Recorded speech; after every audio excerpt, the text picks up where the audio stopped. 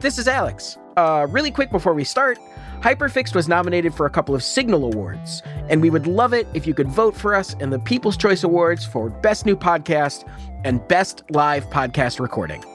There will be links in the show notes for you to do that, and that is all I have to say. Thanks so much. Enjoy the episode. Hi, I'm Alex Goldman. This is Hyperfixed. On the show, listeners write in with their problems, big and small, and I solve them. Or at least I try. And if I don't, I at least give a good reason why I can't. This week, garbage fruit, or the fruit of Theseus. So these days, I am working on a bunch of freelance projects. This is Robin. She lives in DC, and she works as a podcast producer, which is why when I asked what she's been working on recently, I didn't think it was super weird for her to say this. For a long time, I was living professionally in the world of like spooky history and dark stories, and I have a wealth of knowledge about ghosts. When you work in narrative podcasting, you spend a lot of time learning weird stuff. Walking down roads that other people might not walk, looking at things that might otherwise be overlooked, and wondering, what's the deal with that? Which is how Robin came to be thinking about today's question. But the reason that question made it to us, the reason that Robin didn't go chasing the answer herself, is because Robin's best friend is also a podcast producer. My podcast producer, Emma Cortland. I'm going to recuse myself from reporting on this story, but because this is an audio medium, I feel like I need to tell the audience that my best friend is shockingly beautiful. So anyway, this whole thing started back in January. Robin and Emma were texting about work. Robin was telling Emma about the story she was writing, and Emma was talking about the questions she was trying to answer. And suddenly Robin says, "Hey, I have a question for you." My boo, there is something that feels so conspiratorial about Red Delicious apples because we all know that they are total garbage fruits.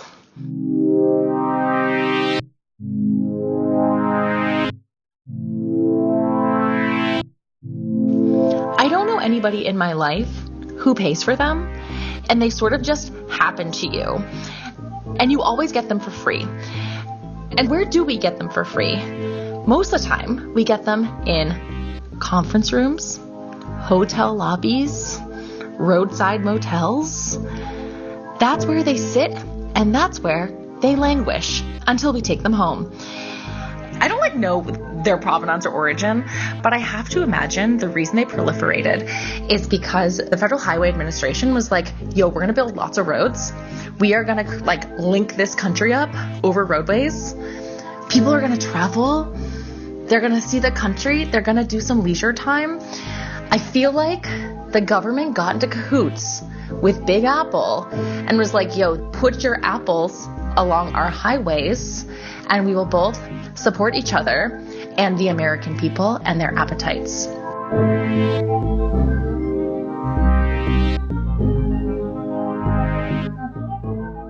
So I'm convinced that this is a pretty ludicrous conspiracy theory, but Emma insisted that there was an interesting question underneath the question and that I should interview Robin. But you'll forgive me if when I went into my interview with her, I was more than a little skeptical. I think this is like a case of being kind of DC-brained. You're around lobbyists, and so you automatically assume that every benign object in the world has some kind of nefarious lobby behind it. Tell me a little bit about your hatred of Red Delicious apples. I want to know what it is specifically you do not like about them. Oh my gosh, Alex, have you ever had one that you liked? The truth is, I have not had a Red Delicious apple that I liked. But also, I just don't really like apples of any kind. I eat maybe one apple a year, and that's a very generous estimation. So when Emma told me that we should pursue this question, I don't think I realized that the Red Delicious apple was so widely derided.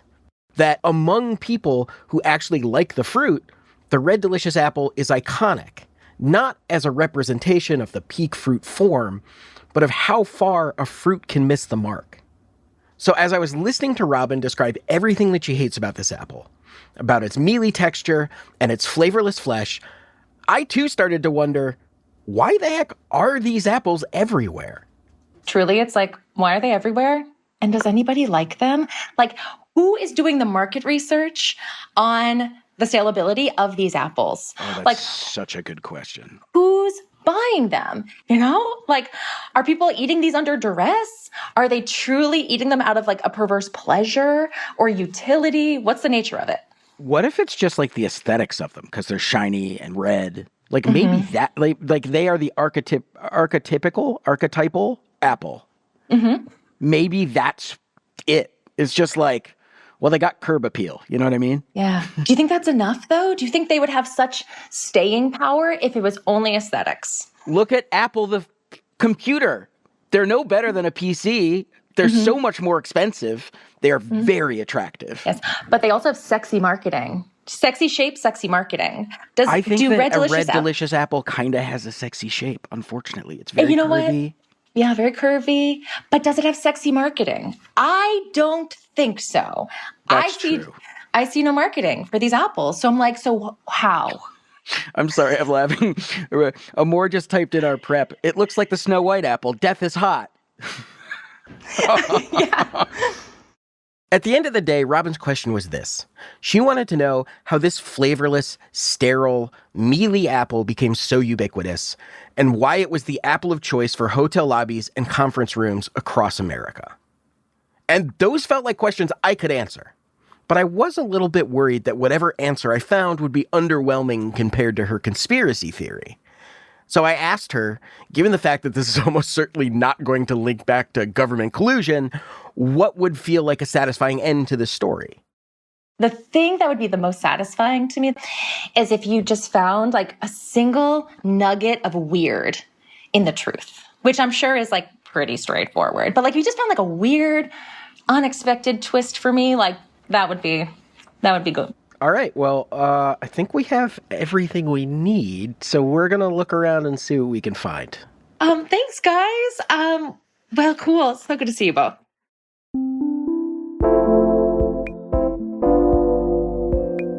Sorry to be the bearer of bad news, but I do have to tell you guys up front that there is no apple conspiracy. The reason Red Delicious apples are the go-to apple for so many hotel lobbies is because they're cheap. And the reason they're cheap is because the supply is so much greater than the demand. And the reason the demand is low is because Red Delicious apples are generally pretty gross. So the real question here is, why is the supply so high? Why did so many farmers elect to plant so many orchards filled with so many gross apples? And the weird answer we found is that those yucky apples, they were not always so yucky. The original Hawkeye Red Delicious was indeed delicious.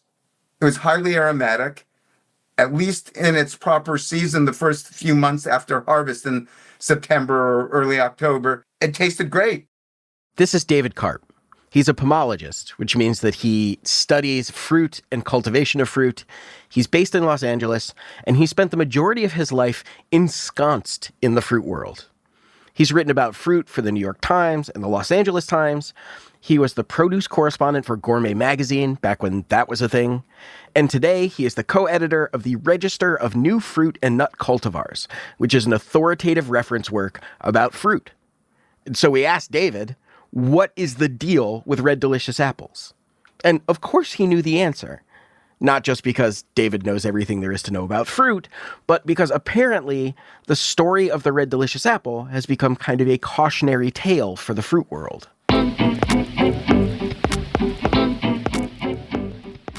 Okay, so the whole thing starts innocently enough with an Iowa-based apple farmer named Jesse Hyatt.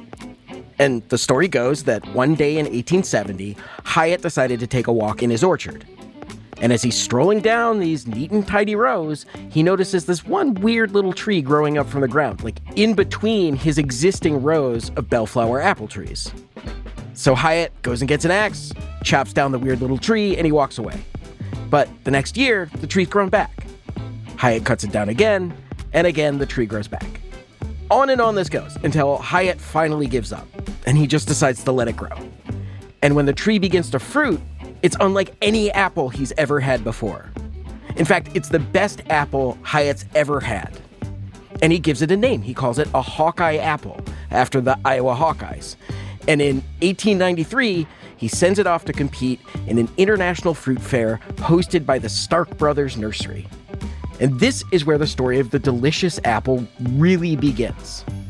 Because once Clarence Stark of Stark Brothers Nursery takes a bite of this apple, he realizes it's going to be the next big thing, and he is going to be the guy that gets it there. Stark buys the rights to the Hawkeye apple, and he gives it a new name. He calls it Delicious. And in the style of a small-time drug dealer, he starts sending out delicious apple trees as a free gift with purchase from his family's nursery. And it's a huge expense, but Stark is betting that once people get a taste of these apples, they're gonna want to come back and order more. And time proves him right. By 1922, Stark's delicious apples were estimated to be generating about $12 million a year, which today would be over $200 million.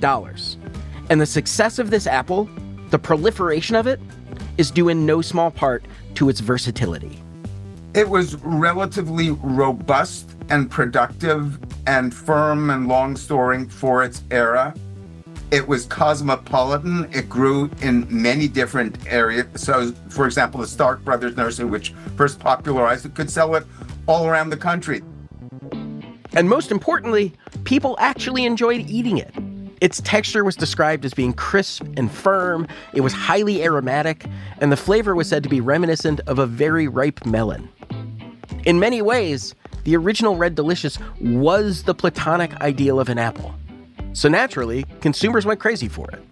It took off fairly quickly in the 1890s through 1920s and was the most popular, the most grown apple, from the mid-20th century to the end of the 20th century.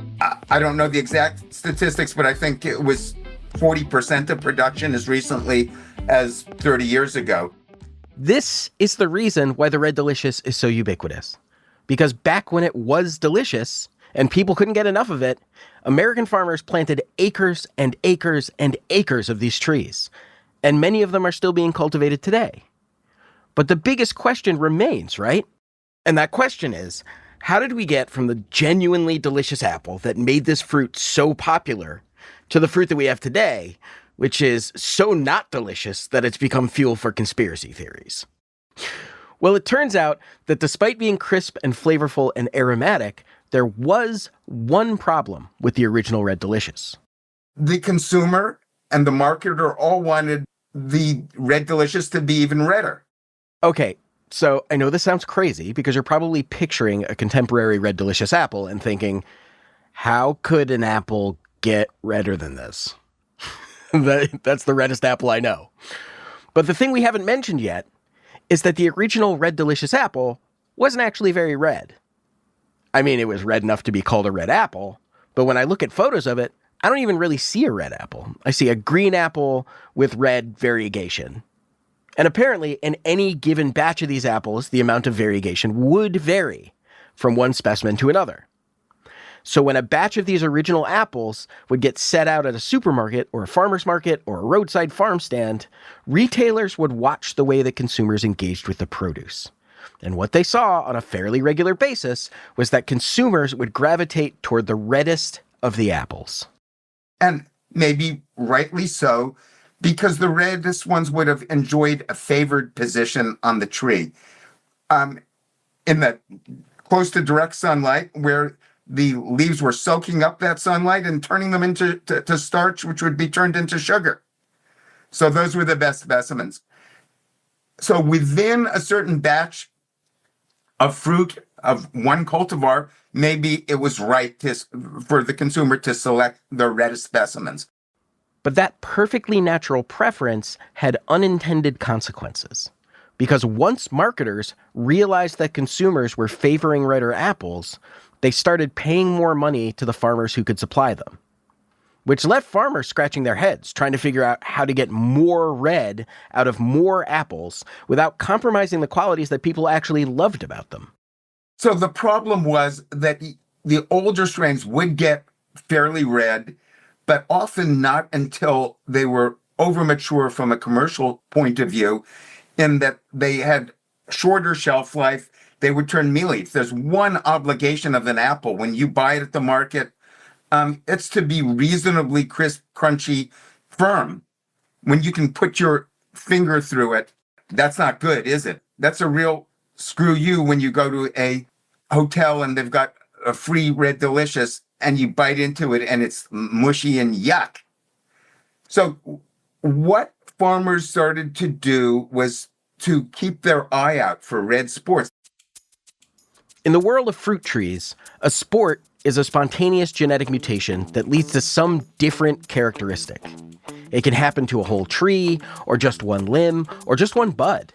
And if this new characteristic is desirable, say if it produces redder fruit, then you can graft the sport and propagate new trees that share this new trait. So in the early 20th century, that's what these apple farmers started to do with the red sports they found in their orchards. The thing that nobody really appreciated at the time, because we didn't know very much about genetics, was that the genes that gave this apple its delicious flavor were on the same chromosome as the genes that gave it variegated skin. So every time a farmer would graft a newer, redder sport, the apples it produced would be a little less sweet. And maybe it was 5% less sweet, but that's not a big difference, is it? The problem is that when you have 5 or 6 generations of that, you ended up with something that was considerably less delicious, undermining its name, and a poster child for specious commercial fruit. And from there, the Red Delicious death spiral continued. Because once consumers started to realize that Red Delicious was no longer delicious, or that it had much flavor at all, they stopped buying it at the store. And when they stopped buying it, these uneaten apples started piling up in warehouses and storage facilities, where the already compromised apple would become even more compromised by months of sitting in the cold.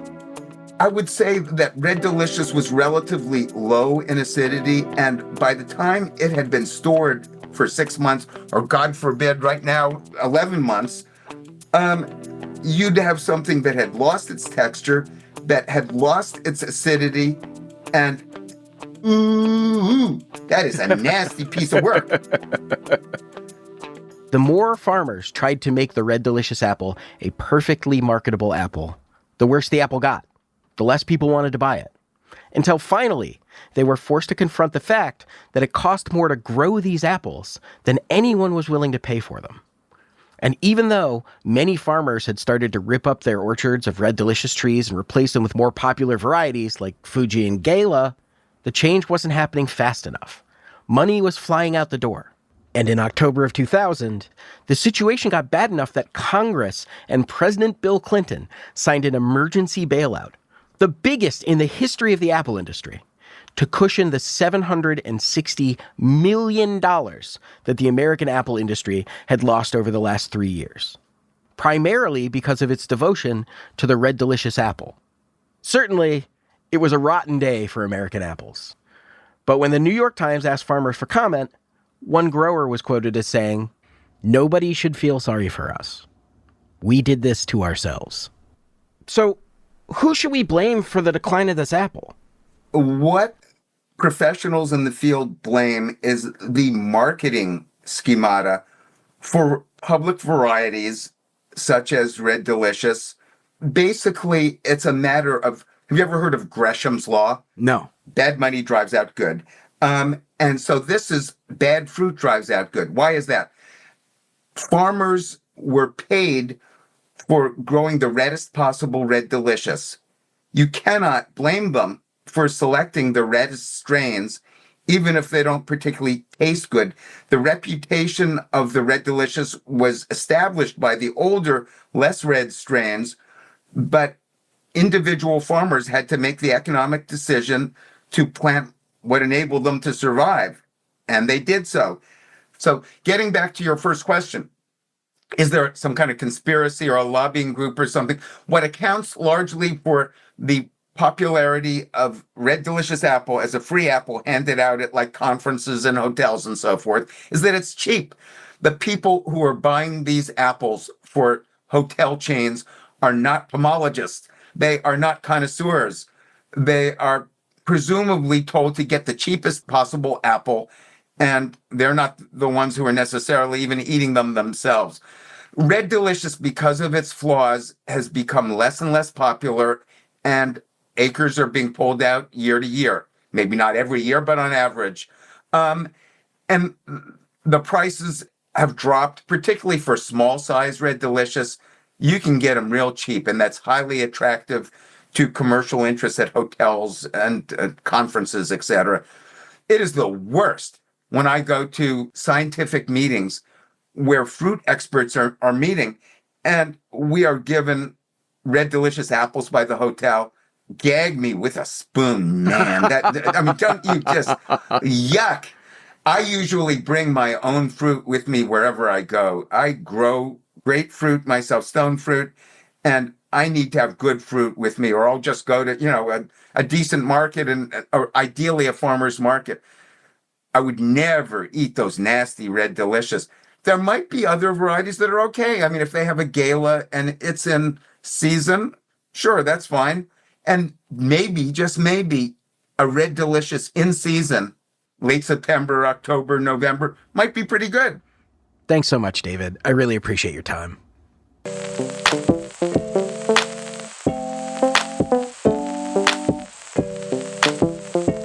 After the break, how the hospitality industry turned the Red Delicious apple from a fruit into a concept. A pretty unappetizing concept at that.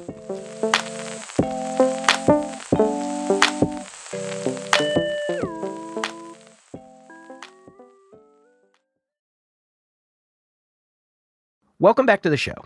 So before the break, we learned all about the rise and fall of the Red Delicious apple. And along the way, we answered all of Robin's questions. But there was still one small thing that we didn't totally understand. So Robin had come to us asking why the Red Delicious was so ubiquitous, why it was the go-to apple for hotels and conference rooms when it's generally considered to be such a garbage fruit. And we'd learned that it ultimately came down to a question of cost. In the US, the Red Delicious apple is the cheapest apple because the supply vastly outweighs the demand. And that's more or less the end of the story.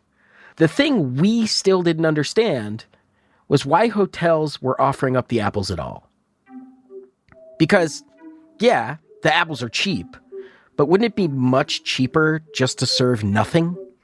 I mean, if the hotels are this concerned with money, then why spend it on an amenity that people don't actually want, right? Wouldn't it be better to just save the money? You have to admit, it is kind of mysterious. So, just very quickly, before we circled up with Robin, we reached out to someone who could help us understand why hotels were making a choice so illogical that it was fueling her conspiracy theories. I went down the Apple rabbit hole at some point, but I am not the what do you call it, the professional Apple expert, but it's just a thing that I care deeply about. This is Matt Vella. He's Dutch.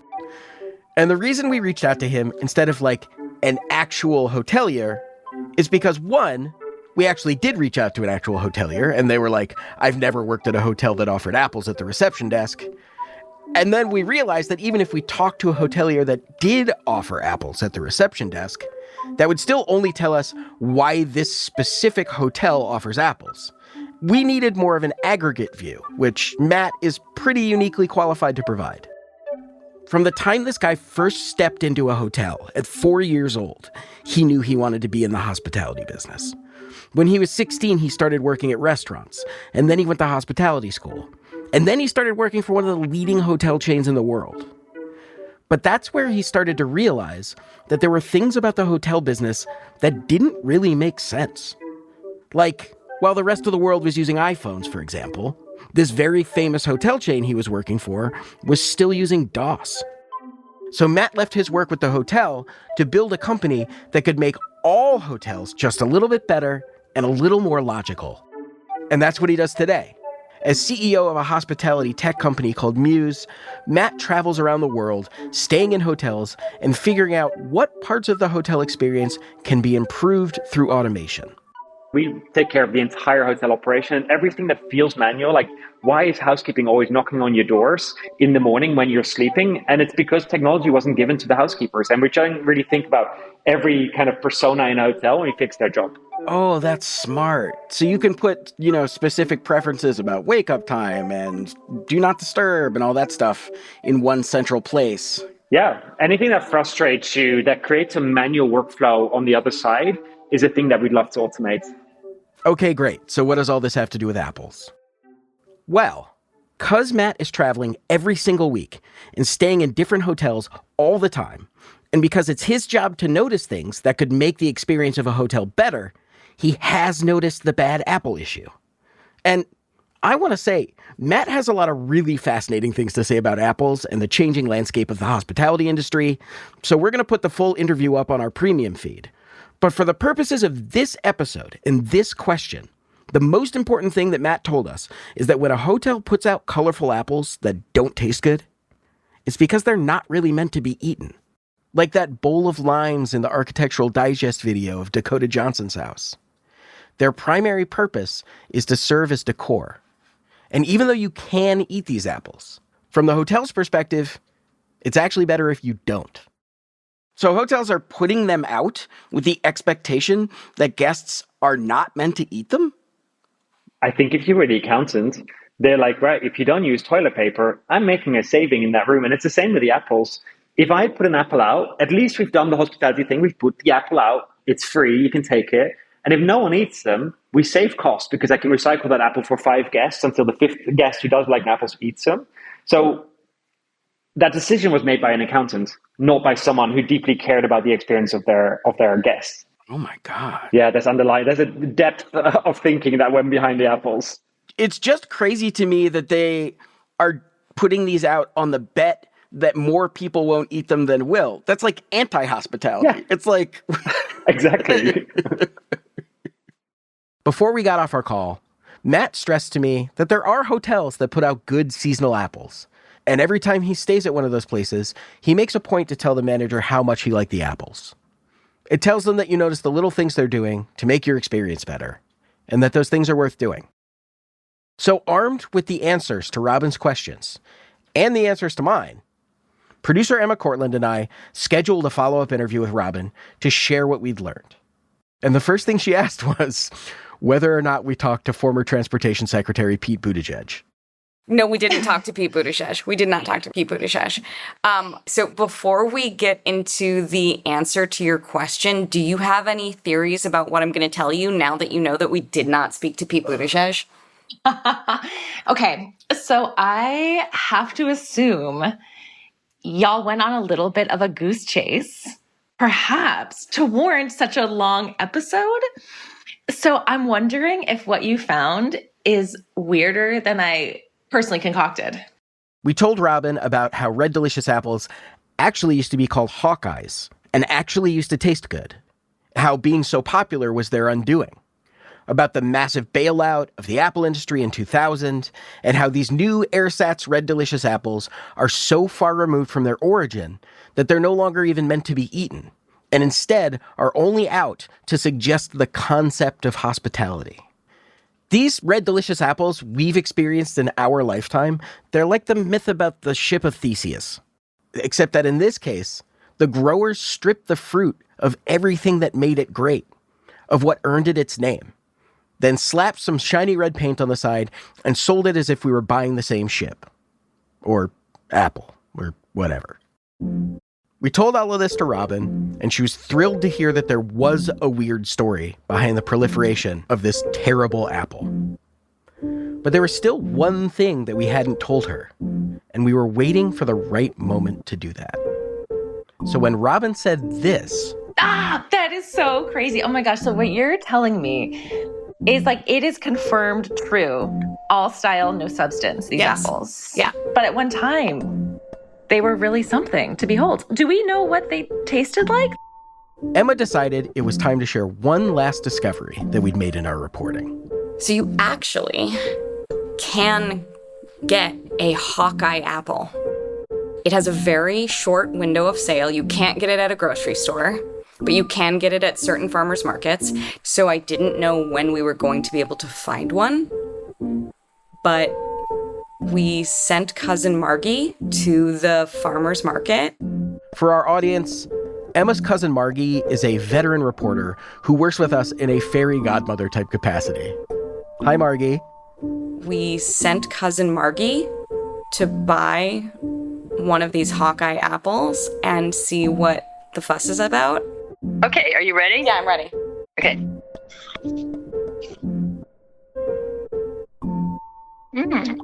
Well,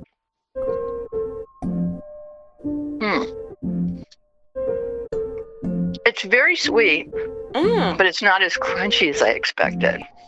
That's still very interesting. Yeah. Hang on, let me try one more bite. I mean, the flavor's really good, but it's just, I thought it was going to be crunchier.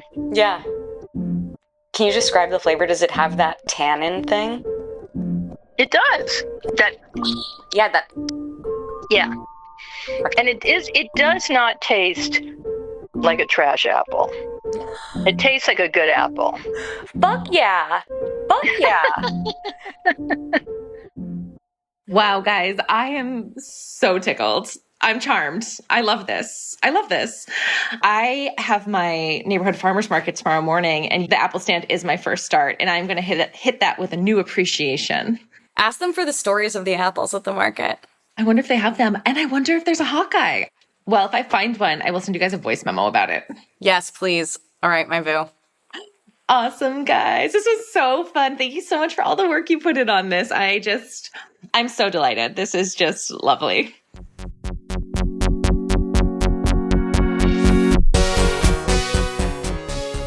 Hyperfixed is produced and edited by Emma Cortland, Amor Yates, and Sari Soffer-Sukenik. It's engineered by Tony Williams. Music by the mysterious Breakmaster Cylinder. And me, Alex Goldman. You can find bonus episodes, join our Discord, and much, much more at hyperfixedpod.com/join. For our premium members, we are going to be having a watch party of the Night of the Living Dead on our Discord on October 16th. We'll all be hanging out. I will undoubtedly be sharing trivia because I love that movie. It'll be fun. hyperfixedpod.com/join.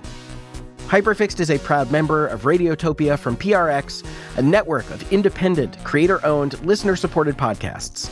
Discover audio with vision at radiotopia.fm. Also, very important, Hyperfixed cannot exist without your problems. So if you have problems that you need solved by us, please submit them at hyperfixedpod.com. Thanks so much for listening. We'll see you soon.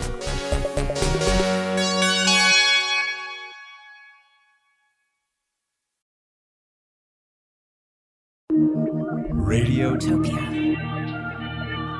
from